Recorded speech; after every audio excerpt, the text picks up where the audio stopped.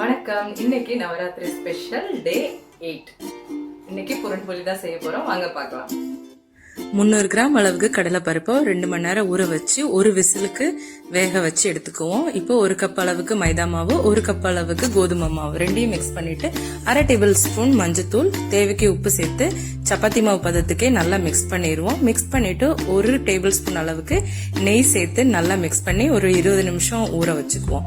இப்போ 4 ஏலக்காய், ஒரு 150 கிராம் அளவுக்கு சர்க்கரை சேர்த்து வேக வச்சிருக்க கடலை பருப்பை நல்லா அரைச்சு எடுத்துக்குவோம். இது ஒரு ட்ரை ரோஸ்டா பண்ணி நல்லா ஆற வச்சதுக்கு அப்புறமா மிக்சில அடிச்சீங்கன்னா பூரணம் ரெடி ஆயிரும். இது மாதிரி பூரணத்தை நல்லா ஃபில் பண்ணிக்கோங்க.